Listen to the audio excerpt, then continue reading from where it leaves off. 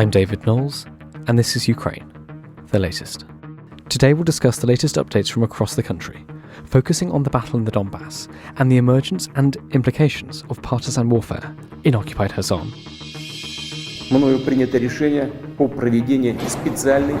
This hideous and barbaric venture of Vladimir Putin must end in failure. Nobody's going to break us. We're strong. We're Ukrainians. Every weekday afternoon, we sit down with leading journalists from the Telegraph's London newsroom and our teams reporting on the ground to bring you the latest news and analysis on the war in Ukraine. It's Thursday, the 9th of June, day 106. And today I'm joined by Dominic Nicholls, Telegraph's Defence and Security Editor, and Francis Dearnley, Assistant Comment Editor. I started by asking Dom for the latest news from Ukraine. Yeah, hi David, hi everybody. A lot of fighting in the Donbass, in that Severodonetsk pocket. Reports are that although there's lots of engagement going on, most of the Russian assaults have been driven back. They are still making very, very, very small incremental gains, sometimes as little as a kilometre a day, and at great cost in terms of personnel and equipment. So a lot of activity there in the pocket.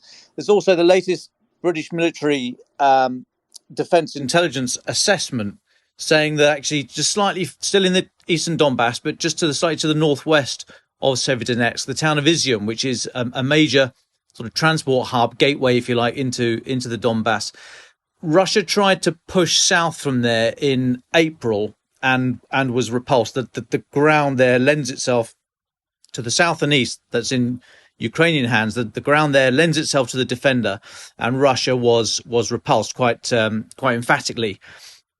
Now it's about 8 weeks on from that, and as we've discussed before on the pod, it takes about 6 to 8 weeks to reconstitute a force. Reconstitution being both re-equipping the lost tanks and armoured vehicles and personnel, and reorganising the structures. If they've worked out that actually having an armoured heavy force is not good, you need more air defence, or you need more engineers at the front, or something else. So to reorganise your grouping as well is very, very important. So that action of reconstitution cannot just be done overnight. It needs a lot of time. 6 to 8 weeks is a decent spread of time. So it would be about now that we would expect some other force to be available in that region. And the MOD assessment is that the Eastern Forces Group has now started moving again in the Izium area and might try to all undoubtedly look to push south. Now, you may remember when Russia was pushed out of the north of the country from the Battle of Kyiv and the north and the east around Sumy, and Putin then changed the objective and said actually all along it had been the Donbass. There were fears that Russia might try and push hard south from Kharkiv through Izium and south and north from Mariupol and do a big enveloping action to then slowly wear down the Ukrainian forces inside that bubble. That never came to pass, obviously. And it's been over the last few weeks, it's slowly eroded further the Russian aims down to just taking the Severodonetsk pocket, which they've shown extremely hard.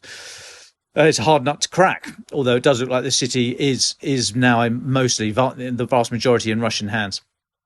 But if this new push, if there is going to be a new push from Izium, and if it is in some capacity of a reconstituted force, that might be the last kind of Hail Mary, if you like, to use an American expression, the last gasp hope before the whole Russian army there culminates. Culmination being when you don't have to retreat, but you're no longer strong enough to be able to continue offensive action. So trying to push south from Izium, it seems a bit of an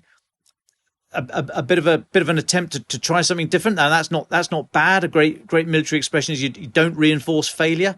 So if Russia's not going well, the attack is not going well around Severodonetsk, it wouldn't be unsurprising to try something else. But in and of itself, just pushing down from Izium, if there's not a concurrent push up from the Mariupol region or Kherson region, the forces in the south, that seems fairly static, you've got to ask, well, what does it do on its own? It all speaks of a kind of desperation. I'm not suggesting that Ukraine is having it all its own way. Nothing like that at all. I mean, they are struggling for in terms of casualties as well. So it does look like the two forces are grinding to some kind of culminating point for both of them. And I'll just take a little pause there. Well, just quickly on that, Dom, you mentioned casualties at the end of your answer. We had some information from the Ukrainians today about their casualties. Can we compare that with the Russians? What's the latest? What do we know about the casualties in this ongoing battle for the Donbass? It's a fool's game to try and compare casualty figures because we simply don't know them, and we don't know them because it's a very confusing situation. There's a lot of open source references about casualty figures on both sides, but you've always got to take these with a pinch of salt. The Ukrainian government have been very canny about their handling of statistics. They've put out probably more than Russia, and I think the consensus view is that they are probably more accurate, but we still shouldn't take them all at face value. President Zelensky said last week, he was on a visit to the region, he said that at times Ukraine have lost between 60 and 100 soldiers a day killed and 500 wounded. I mean, these are colossal figures.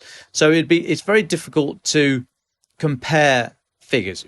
The Ministry of Foreign Affairs for Ukraine is saying Russia's lost over 30,000 soldiers.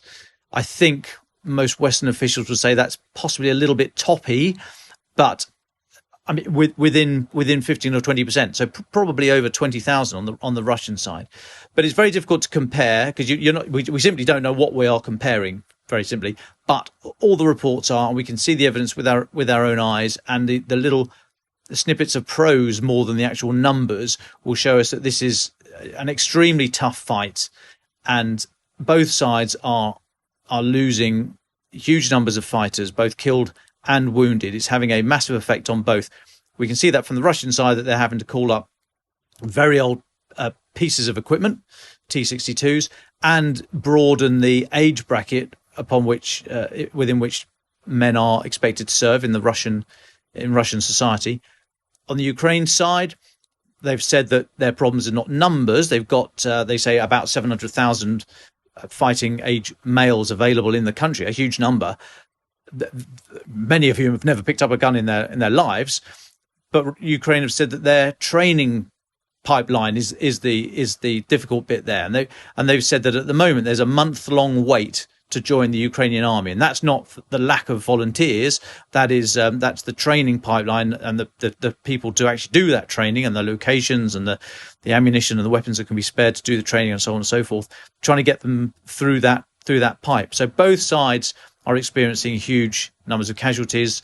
Both sides are, if not struggling, then finding it a real challenge getting trained, well motivated, knowledgeable people up to and into the fight. So it's both sides are having extreme problems here. I don't think it will come down to sheer numbers. Obviously, Russia is a much bigger country than Ukraine in terms of citizens in the population. So it's just too simplistic to say, well, give them all a gun and Russia's going to win. I mean, it doesn't come down to that, because so much of it comes down to the training and the morale. Ukraine obviously fighting for the homeland, much more motivated than Russia. But there's a leaked report out, or not a leaked report, but my colleague Kim Sen-Gupta, the Independent, who's in Ukraine, says he's managed to see an intelligence report from Ukraine saying that there are morale issues in some areas, that Ukraine is outgunned 20-1 in artillery, and there have been reports of desertions as well, which we've also seen on the Russian side. So a confused picture, not unexpected, I would venture. I mean, this has been over 3 months now of very, very hard fighting, very, very grim fighting. The artillery there that's just smashing the place up. So I don't think we should be surprised at some of these alleged numbers or anecdotal reports, but it is occurring on both sides, and they both seem to be grinding towards at least a pause, if not a stalemate. Thanks, Dom. Francis, can I bring you in here? So Dom's talked about the fighting on the front in the east in the Donbass. There's also been news of Ukrainian partisan attacks in places under Russian occupation. Can you talk a little bit about that? What's been happening? Yes, in light of what Don was saying there about morale, I think some listeners will recall that very early on in this conflict, we spoke about the city of Kherson, which was one of the first to fall to the Russian forces, and said that this should be a continued focus for us in terms of measuring the scale of Ukrainian resistance to the Russians. And we have, of course, commented on that city many times since then. But on this question of Ukrainian morale and on this question of Ukrainian resistance, there's been some interesting developments in the last 24 hours. So we understand that Ukrainian civilians living under the Russian occupation have blown up a cafe close to the puppet government's headquarters in the city in what appears to be the first terror attack, if we can articulate it as such, in occupied territories. At least 4 people have been injured, and it's understood that this shop was regularly frequented by Russian soldiers, and it's being seen as a signal that there are growing signs of a resistance movement inside the swathes of Ukrainian-controlled territory, of territory controlled by Moscow in Ukraine. Russia, unsurprisingly, have described this as a terror attack and are essentially saying that they're going to capture the perpetrators. We have the comments of a Ukrainian military official who said that it's often used, as I say, by Russian leaders who have their lunch there, and did so and have since the first days of the occupation. And I quote, he says, "Today's explosion shows that the fight will not stop for a second or a minute. Kherson is Ukraine."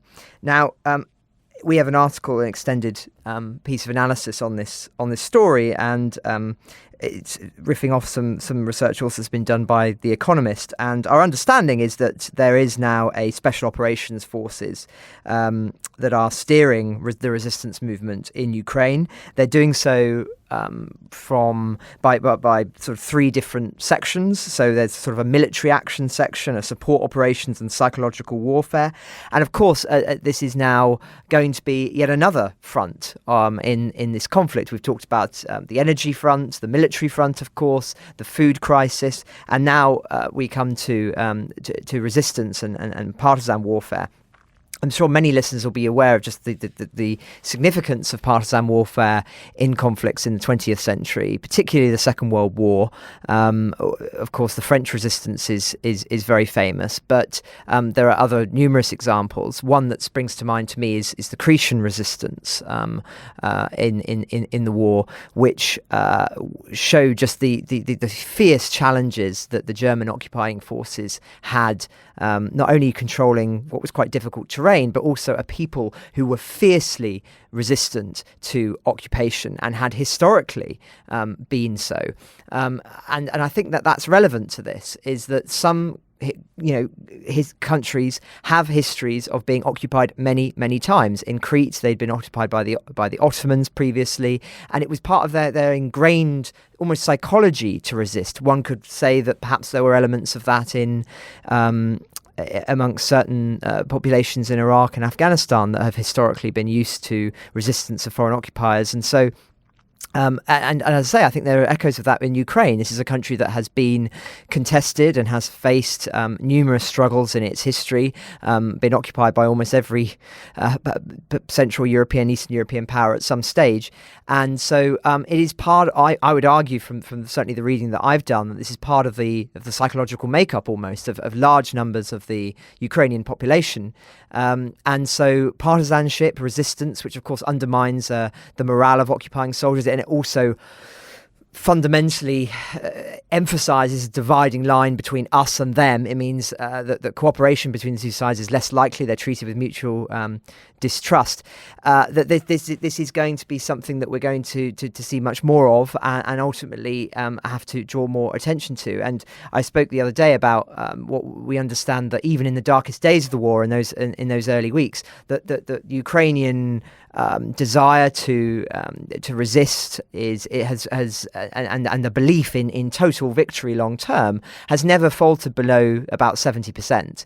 And again, as I say, I think this speaks to the scale of the Ukrainian resistance, what's happened. And of course, this was hugely unexpected by Putin and has been a huge thorn in his side. So, as I say, I think very interesting developments. I'm sure this is the beginning of what will be a more concerted effort by the Ukrainians to show that no Russian is safe, even in territory that is believed to be occupied.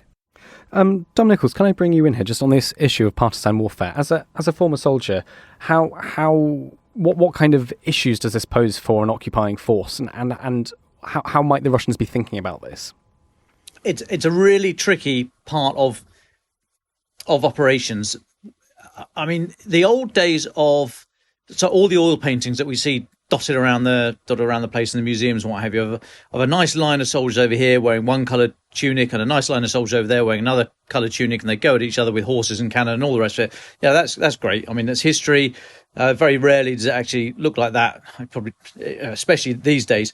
As soon as you start involving civilians and operating in urban areas and operating in and amongst the people, it gets very, very tricky and very, very nasty very quickly.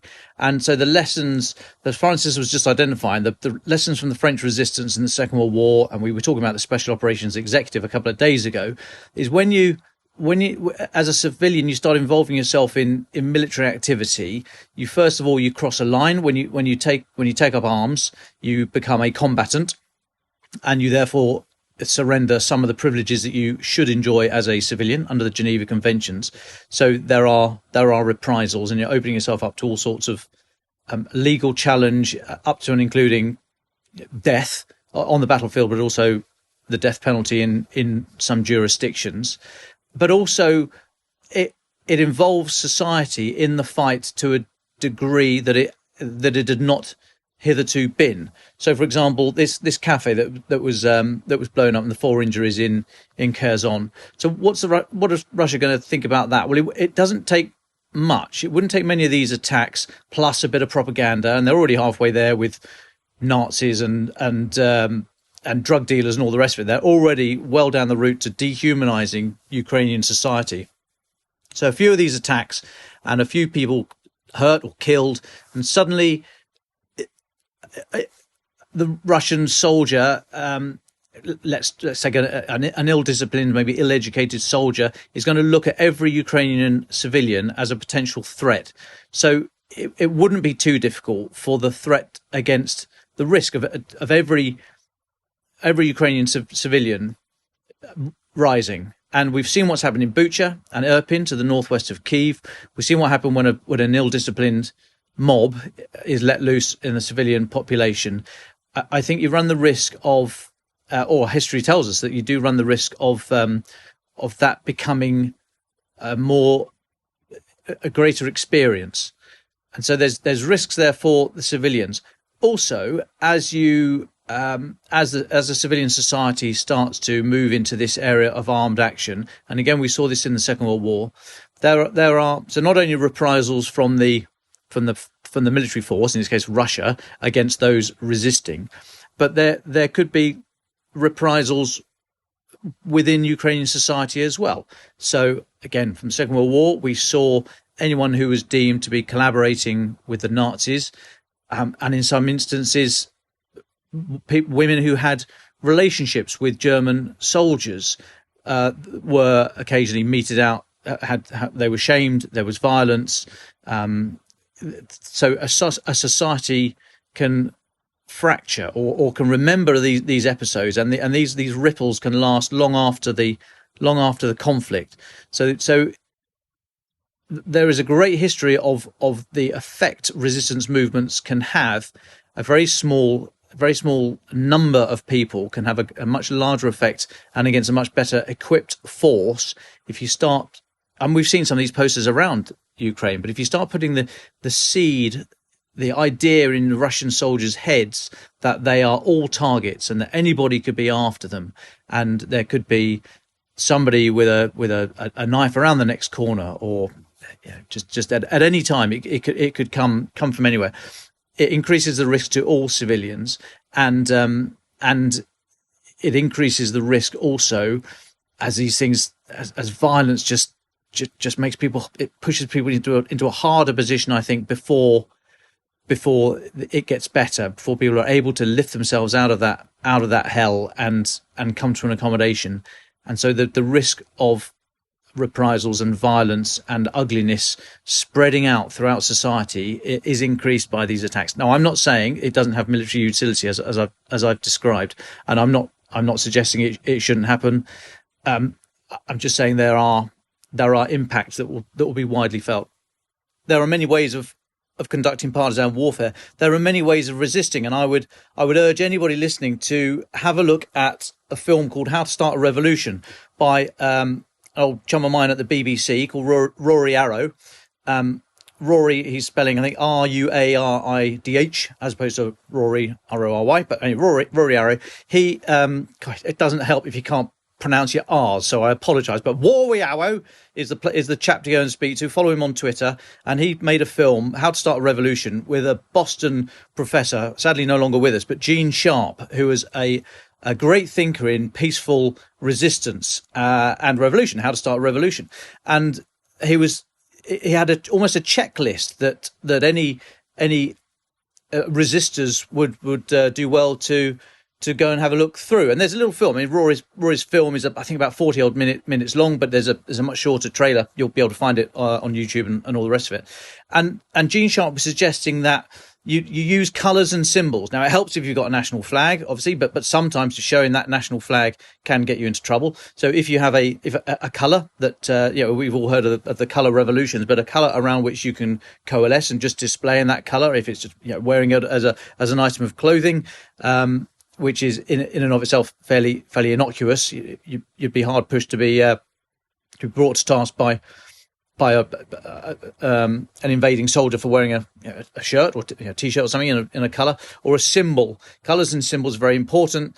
Use of the English language, because it's an international language. So if you are resisting and if there are TV cameras present and you're shouting at your oppressors, even though they might not understand a word you're saying, the international audience, if they get to see that film, will. So Gene Sharp suggesting use of English language, colours and symbols, and then when it comes to resisting, in the classic line of imagine the sort of security forces all dressed in black with riot shields and what have you, and their masks on, and they all look like automatons, and you don't know who they are, etc.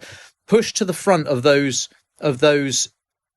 confrontations before it gets violent, but push to the front of those confrontations the people who are as far away from being a young fighting male as possible. So old women, for example, Gene Sharp was saying, get them at the front, talking to these soldiers, saying, why are you here? Why are you in my country? Handing out leaflets, handing out flowers and things like this.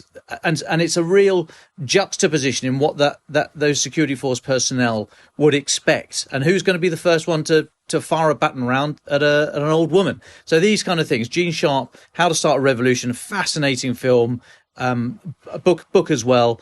And Rory Arrow's the guy to go to on that. Just one thought that came to me whilst Don was talking about peaceful resistance. I've spoken several times on the podcast about the Czech Republic, or Czechoslovakia as it was then, and as when it was behind the Iron Curtain, and very struck by the mentality of Václav Havel, who was one of the, many listeners will know that he became president after the Iron Curtain collapsed, but he was prior to that sort of seen as one of the cultural critics of the regime. And his mentality was that you just do not accept that these occupiers can ever be your friends. Bear in mind the Iron Curtain, of course, was up for a long time, and it's slightly different to what's happened in Ukraine here. But even so, it speaks to this idea of peaceful resistance, that you just never are willing to accept the relationship that the Russians, effectively, because it was the Russians then, it's the Russians now, are trying to impose upon you, and that in many ways can be enough over a long period of time. Of course, in the case of Czechoslovakia, it was decades. That it just there is never that integration desired by the occupier is never able to take place, and as long as wide percentages of the public know that there is still a large percentage of their fellow citizens who are not willing to see themselves as anything other than occupied, then in when we're talking about victory long term, it's those kind of divisions being maintained over a long period of time that will prove crucial. Now, of course, I think we can all say that we hope that the war in Ukraine will end much sooner, and there won't be some sort of iron curtain drawn across part of Ukraine. That of course President Zelensky wants to go for all out victory, and I think that, you know, in the context of everything that we've talked about in this podcast over the last few weeks, there's many reasons why that's a good thing to do. But as I say, it's important when you're in these long, protracted conflicts where attritional warfare, psychological as well, plays a role. Then partisan warfare has this impact of keeping the us and them alive, so that there is never this ability, as desired by the occupier, to essentially lead to integration. And that's before one even gets into the resources that are taken away from the front line, when you feel that there are partisans who need to be potentially suppressed in other parts of the country. But I'm sure that Dom can talk a little bit more about that and the way in which partisans can drag resources away from the front line. Well, yeah, it comes back to that simply not knowing. Not only the ground will favour the defender, they will have. So partisans would have succour from, they'd have their own networks. They'd know where they can go and hide, where they can hide weapons, how they can pass messages. They'd have a whole network of people who are willing to take greater or less risk, both in handling messages and weapons and providing food and shelter and so on and so forth. So they'd know how to use the environment around them, and then a supply of weapons or improvised weapons. And Ukrainians show themselves to be very adept at improvising weapons, especially with 3D printers, those mortars we've seen dropping from drones. But you can, for a very small investment in people, have a much larger effect. You can hold up much larger forces. It all depends on the area, the physical area you're working in, and what you're trying to achieve, and what the enemy are trying to achieve as well. But yes, for a small investment can have large results. But it completely relies on internal security, and this is why, again, we were talking about the other day, the Special Operations Executive. The book I suggested, MRD Foot's book on the SOE is fascinating, and a very good historical record. The need for small groups, a cell structure. So, you know, if you're a partisan, you know very, very few people around you in the cell. So that if you're compromised, if you are captured and tortured, you're not going to be able to give away many other people. But also, if someone else is captured, they're not likely to know you. So it can be quite a lonely place, because you don't obviously and overtly and regularly get demonstrations of support from the people around you. But it can, if you have that discipline, you have that internal structure, then it can have a great effect. The oppressing force will put a huge amount of effort into trying to break these structures down and infiltrate them and undermine them and so on and so forth. So it is a very lonely and dangerous place to be. But I don't think we're there yet in Ukraine.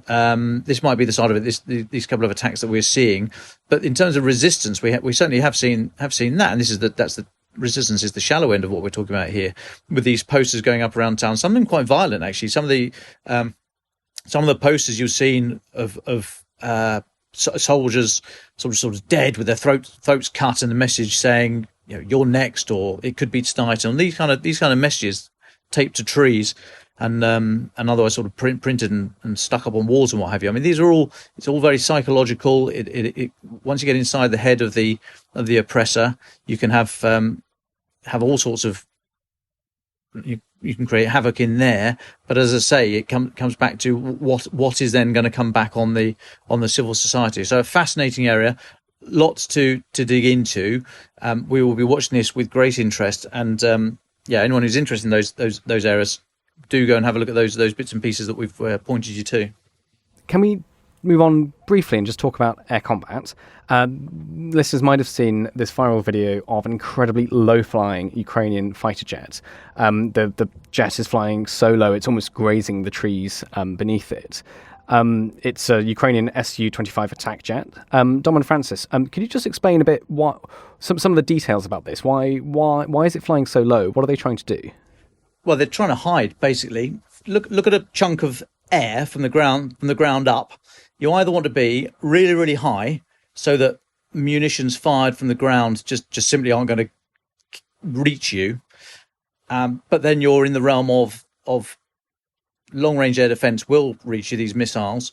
So if you can't be really high, you need to be really, really low, and lower than treetop height, preferably lower than building height, so that anyone trying to track you, if you're trying to shoot something either with a gun or a missile or any type of munition, you first of all need to see it, then you need to track it, and then you need to fire, and your weapon needs to cover the distance, obviously, between you and the target. So if there's anything in the way there, trees, ground, hills, buildings, then it's going to hit that rather than the aircraft. So we call this thing the threat band. The threat band is from just a very few hundred feet above the ground up to thousands of feet, and that's where you do not want to be in an aircraft, either a fast jet or a helicopter, because that's where you can be reached by things on the ground, and you are not hidden by anything. So the idea is to be either very, very high or very, very low.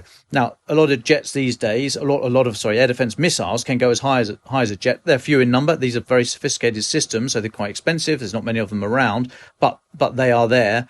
And actually, you're much better off. Now, these were jets that you're talking about, but certainly as far as helicopters were concerned, I used to fly helicopters for the British Army, and we would be down on the ground, sometimes physically touching the ground, although you don't really want to do that because you can easily stick it in a rabbit hole and then you get in a whole world of hurt.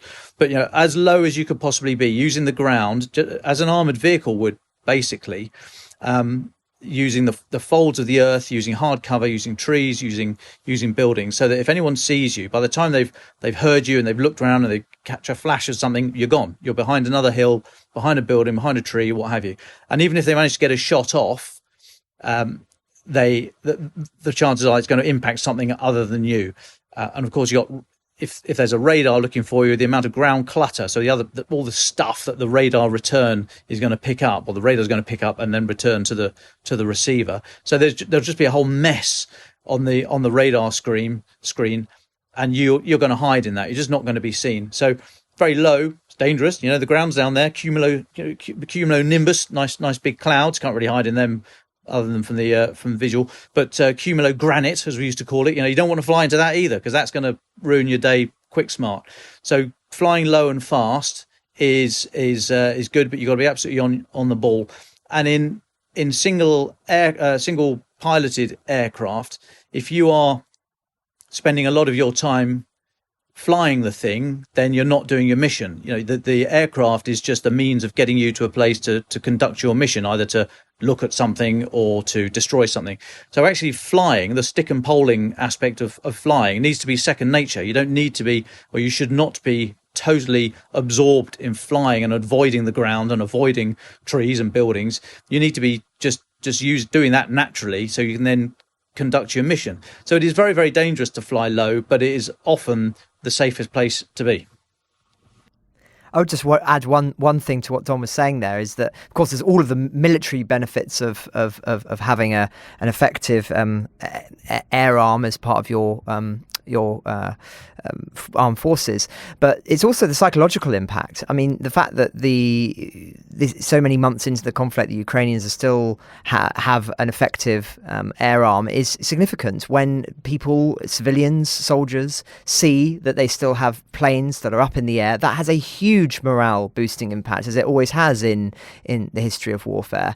And I don't think it should be underestimated. Many testimonies that one reads from soldiers in many conflicts in the 20th century comment on the fact that when they lose air superiority, or they no longer see their own planes in the sky, but they do see the enemies, that is one of the biggest morale losers that they sort of reflect upon. It's often saying, where are our where is the RAF or where is the Luftwaffe? Where is the etc.? It's always lamenting this loss. It has a huge impact, and of course, the air forces have been very significant in this conflict, not only for destroying the tanks, of which we've seen numerous examples of footage of, but also, of course, the drones, which we've talked about many times as well, have been absolutely essential for destroying key targets, many of those being tanks and armour as well. So I think that there will be a lot to be written about when this war is over, about the influence and significance of aerial combat and bombing, etc., and how and what the lessons are for future wars, because I think there'll be many people reassessing how we look at particularly drones, as I say, but other lessons as well, because clearly the sort of 20th century type of strategy adopted by Vladimir Putin in the invasion is not fit for the 21st century with the kind of technology that we have in terms of aircraft, but also in terms of drones. So yes, it's very very significant, I think, and one which will be commented upon a lot in the future. Thank you, Francis, and thank you, Dom. I think it'd be good to head towards the end of today's episode, and we've got a question from Ritas. I hope I pronounced that right, Ritas, who mentions how on yesterday's podcast we talked a bit about the differences of opinion within Ukraine on Boris Johnson, Olaf Scholz, and they're wondering what kind of recognition or how is President Biden thought of. The Americans have given a huge amount of support to Ukraine. I guess I have two questions. I don't think we're able to completely speak for Ukrainians on this. So my question to you is more within Europe. What's the sense of Biden's involvement? Does he get enough credit? And and of course, again, if you're Ukrainian and listening and do you have thoughts on this, we'd be very interested to hear your thoughts. Yes, this is a very interesting question. We've spoken about on the podcast the manner in which, as you allude to there, that a figure like Boris Johnson has been really widely celebrated in Ukraine due to his proactiveness in the early days of the conflict, and obviously in the weeks preceding it. Actually, as an addition to that, there's a story in our paper today about how he's been officially inducted into Ukraine's Cossack community and given a new name that pays homage to his freedom-loving hair. And there's been a local mural that's been painted as well. And so, if people want to take a look at that, then they can do. And it, as I say, it speaks to traditions that we've seen before that have grown up when political leaders who have been heavily involved in foreign conflicts have been celebrated by people. That obviously Kosovo being a famous example with Tony Blair and Bill Clinton. So there's that example. Olaf Scholz, as you say, is receiving similar recognition, albeit for the opposite reason, usually condemnation or being the butt of jokes. But Joe Biden is interesting because we haven't seen those kind of murals. We haven't seen that widespread celebration of his approach to the conflict, and I think probably part of the reason for that, from the Ukrainian and wider European perspective, is that it's very hard to be celebrated when one's position is seen as being rather moderate at times, harder in others. It's inconsistent, fundamentally, I think, is the perception, perhaps unfairly. And so it's much easier for one to rally behind somebody who has a consistent policy or a consistent message, whether that be or rally against, should I say, in the name of Olaf Scholz.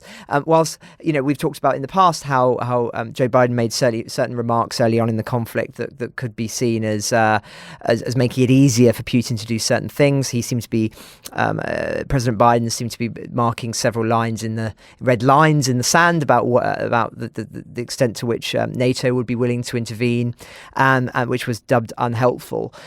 Since then, of course, we've seen that they provided essential weapons in vast amounts of funding, and I think that the scale of the commitment has been seen to increase. But for whatever reason, you're right, and listener is right to say that there hasn't really been this almost cultural special recognition for the American president, as perhaps there was in the case of Ronald Reagan during the Cold War, and as I say, Bill Clinton during the crisis in Kosovo in the 1990s. It's an interesting phenomenon. As I say, part of it I think is due to his policy decisions, and part of it also is let's face it, I don't think Biden is a great charismatic personality.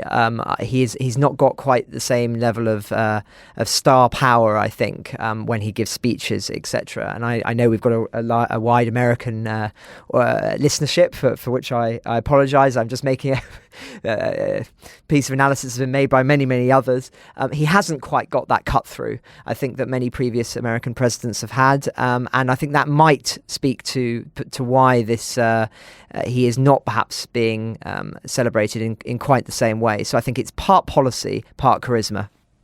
Thank you, Francis. And Dom, I thought you just had one thought on that.